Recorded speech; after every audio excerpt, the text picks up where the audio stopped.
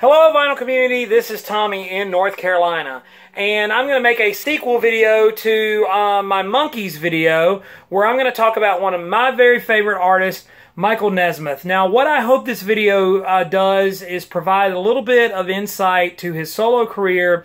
So if you've never heard Michael Nesmith solo music or not sure about where to start, it's pretty varied and can go all over the place. So I hope maybe this video talks a little bit about the music and the origins of it, and maybe can help you out in that area. I like all of it, so I'm going to go through it, and I'm going to go through it a little quickly because there's quite a bit to do. But a little background, Nesmith came to LA as a folk musician, started the Hoot Nights at the Troubadour, and was connected to a lot of those guys around that scene before he landed the gig with the Monkees. He was not the only legitimate musician in the Monkees. Go back and watch my Monkees video for more on that.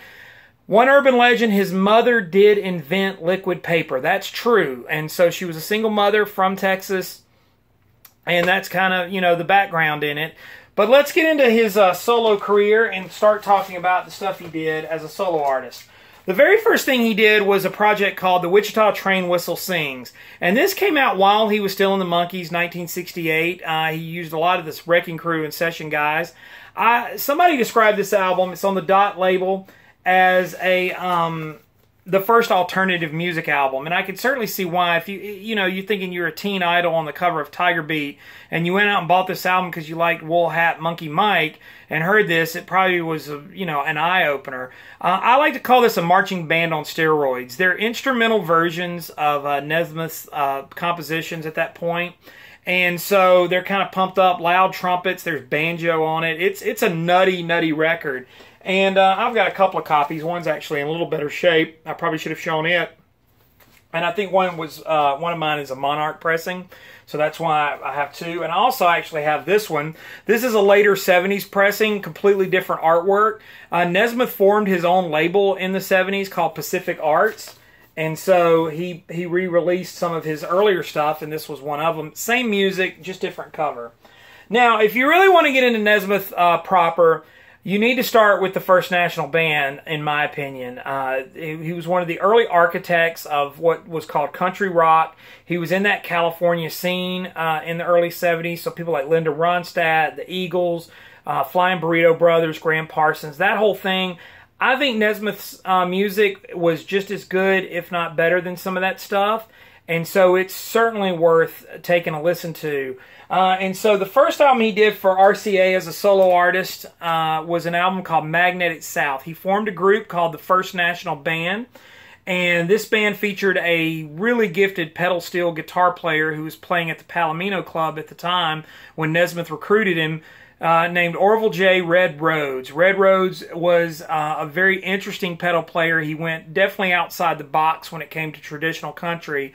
And Nesmith and Red Rhodes formed a great relationship. And Rhodes really was one of the fundamental basics of that Nesmith sound, particularly this band and what he was doing. Now this album is on the RCA Victor label. And it featured quite a bit of good material. There's Red Rhodes there, by the way. Of course, there's Nez in the middle. And this album featured some stuff that he'd been working on with the Monkees at this point, but not really released. 9 Times Blue, Calico Girlfriend, The Crippled Lion. Some of that stuff, if you listen to some of the Monkee, like Missing Links collections, you know some of those songs. But he also does some new stuff like Mama Nantucket and The Keys to the Car, which are just great classic country rock type tunes. And he also does a cover of The One Rose, which is a lot of people have done that song, particularly Johnny Cash. But this is a good place to start. Well, he followed that album the very same year. I also have another copy of that. He followed with another album that very same year called Loose Salute. There's my t-shirt. Also the First National Band. And a lot of people argue that this album was really a bigger album than better album than the first. Now Magnetic South did feature Nesmith's one and only solo hit in Joanne. It was a top 40 hit, and some of the oldies radio still plays that. This album had a minor hit called Silver Moon, which was the follow-up to Joanne, and it has his version of Patsy Cline's I Fall to Pieces. More in the vein of Magnetic South. If you bought or listened to Magnetic South and liked it, you're going to like this one as well.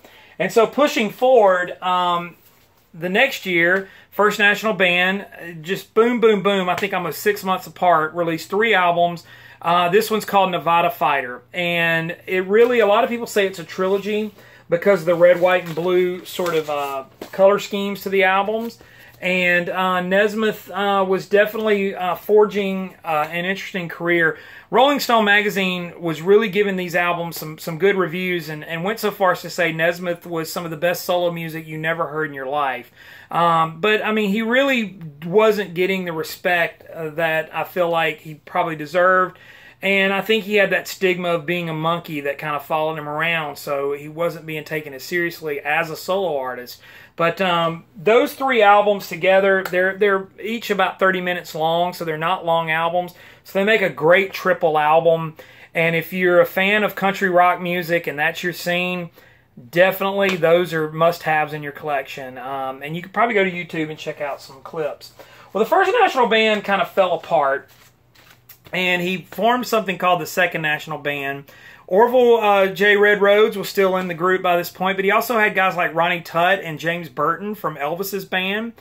And if Graham Parsons coined the phrase cosmic American music, I think this album fits the description better than anything Graham Parsons ever did. This is, I would almost call it a psychedelic country album on the RCA Victor label. And there's a homemade beer recipe on the back, which is kind of fun. But this album features some interesting takes on songs like She Thinks I Still Care by George Jones and Bonaparte's Retreat. But there's also some wacky stuff like Highway 99 with Melange. And so it's definitely a kind of a headphones, kind of trippy experience. And it kind of branches out that basic country sound that kind of formed the sound on those first 3 albums. He's getting definitely more out there by this point. But really and truthfully, the gem of this album is a song called Wax Minute. And in a perfect world, that song would have been a huge runaway hit. And it's got a beautiful melody. It was sung very well by Nesmith. And it's just an incredible song. And it has an awesome solo section in the middle of it with organ and Red Rhodes playing the pedal steel. Definitely worth your time in checking out. This is a promo copy, by the way. That's the white sticker on the front. But this is a weird, wacky album, and Nesmith never really returned to this kind of sound after this. So I don't know if he was just experimenting a lot or what was going on at that point. But interesting stuff.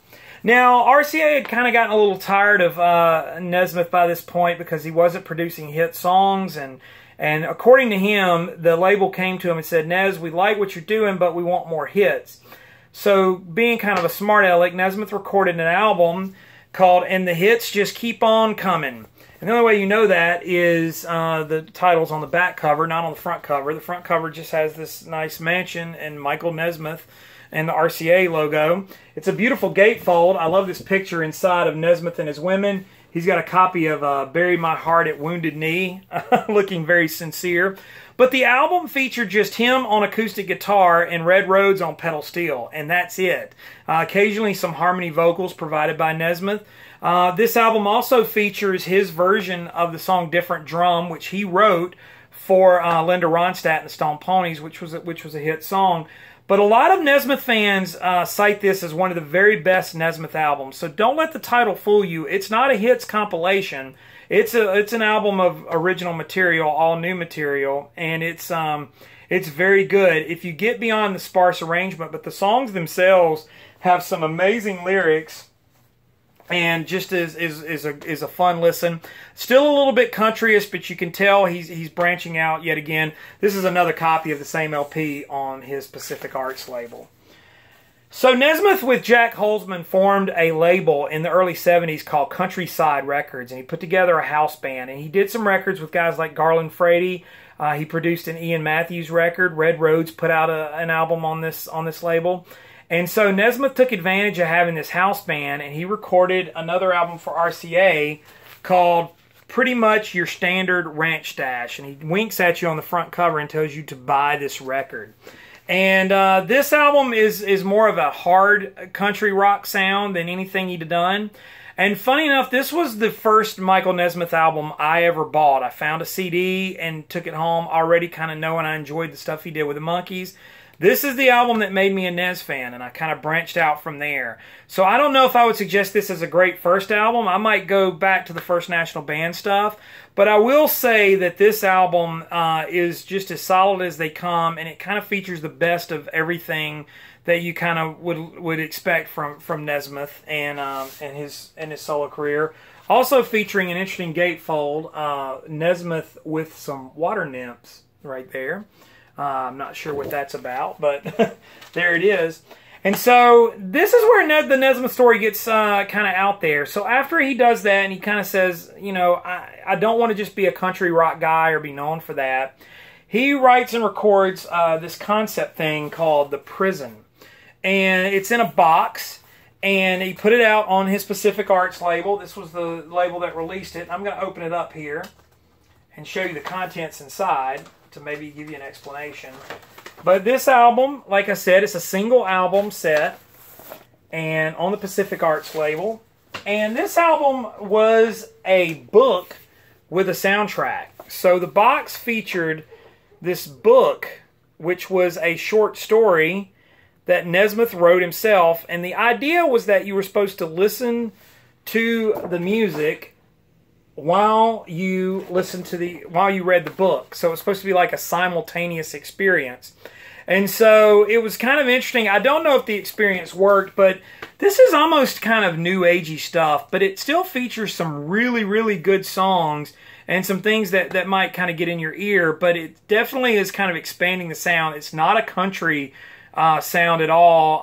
It's more out there. There's more keyboards and interesting stuff. He's remixed it a couple of times, and so a lot of people prefer this original album mix. Nesmith's played around with it quite a little bit throughout the years. I think if you get it on iTunes, it's a totally different listening experience. But it's definitely what I would describe as a unique experience. The music is good, and the story's okay. It's a little bit of an allegory. The next thing, just to throw it off the side, you saw this artwork earlier, is something called Compilation. It's a Pacific Arts version of maybe those first three First National Band albums and some of the stuff from that period. It's a hits compilation, and so it kind of sums up the country sound. So if you just want to dip your toes in the water, that might be a good place to start. So as the Pacific Arts got going, he actually went to Nashville and recorded an album. Now you would think Nesmith going to Nashville would produce this incredible country stuff. Well, it didn't. This is a little bit more poppy. It's called From a Radio Engine to the Photon Wing. So Nesmith's getting a little more out there in headspace and whatnot with what he's doing. But this album is notable because it featured an international hit called Rio. Rio is considered to be one of the very first music videos ever made. Nesmith, not being a big fan of touring, decided he'd make a little short film with a commercial film director and set it to music. And then he got interested in this and went headlong into this sort of idea. This album has mixed feelings. I enjoy it for what it is, but it's a light album. You definitely could compare it to maybe some stuff like some of the lighter Jimmy Buffett stuff and that kind of thing, kind of almost an island sound. Rio definitely has that because he's talking about talking about Rio de Janeiro from the album, if you know what I'm saying there. But yeah, this is kind of more of a laid back affair, but it's got again some fantastic singing from Nesmith, as well as some good songs. And so he followed that with a little talking about not wanting to tour, but he did tour Australia around this time, where Rio was a big hit, and he recorded a live album, Live at the Play. And I bought this album still sealed, and I kept the sticker. Paid a whole lot for it at the time. This was back in the mid-'90s, but it was a very rare thing to find back then. And so Nesmith is a little more common these days. But, for a live album, it's really interesting. Nesmith for years, swore this album off and wasn't very pleased with it. But he did finally reissue it on his videoranch.com website, a CD version of it with some bonus tracks. Because I think the fans really felt like this was an interesting take. He does some of that country material, but he has kind of a crack band featuring Al Perkins, for starters. And so, you know, if Dylan's known for rearranging his songs, Nesmith was doing it by this point too. And so this has some of that stuff like some of Shelley's Blues and Propinquity, some of those songs that he had been doing. And this has a little bit more of a pop rock sort of beat to it. And so he's definitely going out there and getting further and further away from straight up country rock. Well, his interest in music video and music video production really started to take hold by this point. And so he got into video production full on, and going forward, he really wanted to make video records. And so he developed a TV show called Pop Clips that aired on Nickelodeon that later was sort of expanded into MTV. That's why Nesmith gets credit for being sort of the father or the inventor of MTV, which I certainly think he was. And so it's an interesting story in and of itself. But by '79, he went back to LA. He's producing these videos. So he's did an album that I think he basically was trying to do a visual thing. And so he wrote a lot of visual songs. This is an LA studio album. It's also on the Pacific Arts label. It's a straight up pop rock LA record. So if you're familiar with the stuff like Bob Welch or people like that were recording at this point, this is where Nesmith was at here. So if you're a huge fan of the country rock stuff, you may not find this as interesting. The first time I played it, I was kind of shocked by it. I didn't know what was going on. But as I've listened to it more and more, it's a great record. Now this particular pressing is a Ken Perry pressing and mastered at Capitol. And so this album sounds good. A good clean copy of this just jumps out of your speakers. Really good playing, really good harmonies. And so from an audiophile perspective, it's a clean, really nice sounding album. And so I also picked this up in New Orleans several years ago. This is the Michael Nesmith radio special. This is a pretty rare thing. It's a Pacific Arts promo LP that came out where Nesmith talks about the Infinite Rider on the Big Dogma album. I don't know if I gave the title a while ago. If I didn't, I apologize. This album is called Infinite Rider on the Big Dogma. And so this is kind of a companion to that. It's like an interview record that was sent out to radio stations. So at this point, Nesmith gets full on into video production that takes up most of his time. He develops a show on MTV called Television Parts, featuring early performances from people like Jerry Seinfeld, Whoopi Goldberg, Bobcat Goldthwait, Jay Leno. There's a whole list of people, Gary Shandling. And so Nesmith kind of had an interesting career going forward. He won a Grammy Award. He had done a video called Elephant Parts and had won the first video Grammy. And I think it's the only Grammy he's ever won as a solo artist. And so he really kind of got further and further away from writing and recording music, which is really unfortunate because he's a great singer and great songwriter. But he was doing some interesting stuff. He was producing some movies. He had done the cult film Repo Man. He produced it, directed by Alex Cox. Also had produced a couple of other movies like Tapeheads and Time Rider. Really, really interesting stuff. Late 80s, he put out, on Rhino, he put out a compilation album called The Newer Stuff, which was kind of a companion to a compilation of earlier material, country rock stuff called The Older Stuff. And so this was called The Newer Stuff. Now, some of this repeats some of the later period stuff, some of the stuff he had done music videos for, like Rio and things like that. But the first side of the album is all sort of new material that he had been working on, and some of the stuff that he had done for his show Television Parts and some of the video work he was doing. And so Nesmith that's it as far as my Nesmith albums go. By the way, this is definitely more pop rock and definitely in the vein of the Infinite Rider album. So that goes hand in hand. So that spans the career. Now, he's done some other stuff. He did a follow-up in the early 90s. He did a follow-up to The Prison called The Garden, which was all instrumental, definitely new agey type stuff, but another book to read. I guess he figured the lyrics and the words were getting in the way of the story. And it's part of a trilogy called Infinetia. A couple of years ago, he released the final part of that trilogy called The Ocean. So you have The Prison, The Garden, and The Ocean to complete that trilogy of stuff. He did an album in the mid-2000s called Raise, which was really a completely out there experience. But another album that's worth seeking out, and I so wish they'd release it on vinyl, is an album called Tropical Campfires. It came out in '92. and it's more of the country rock stuff, but as the title suggests, tropical campfires, it's tropical flavored. And so Red Rhodes is on it. It's one of the last albums Red Rhodes died. Red unfortunately passed away in the mid-90s. And so Nesmith wasn't going to work with him again. But there's that, and it's a very good sounding album. And if you're a fan of that country rock stuff, it's a more laid-back version of it, and probably the last time he really returned to traditional sort of songwriting and singing is the last album he did like that. Now, he did some stuff with the Monkees recently, and he's been spotted here and there, but that kind of covers his solo career. Now, from what I understand, there is a lot of rumors, and he sort of confirmed it, that he is doing a First National Band tour with his sons, Christian and Jonathan. And so that should be really interesting. So I'm keeping my fingers crossed for that. That's a whole different experience. He's written some novels, The Long Sandy Hair of Neptune Zamora. He's recently released his autobiography called Infinite Tuesday. So Nesmith has not gone anywhere. He's very active. He's very active in virtual reality worlds. I think he's got a patent out on that you can read about in the book. But I really just wanted to talk about the music here and focus on it. But you can go to videoranch.com or just search the internet and find a lot of information about Michael Nesmith. But I hope maybe this video maybe helped explain a little bit about his solo records and his career. If you have any questions or anything, feel free to ask. I'll answer them. I'm trying to keep the video relatively short for you and cover a lot of material, so I may have missed some things.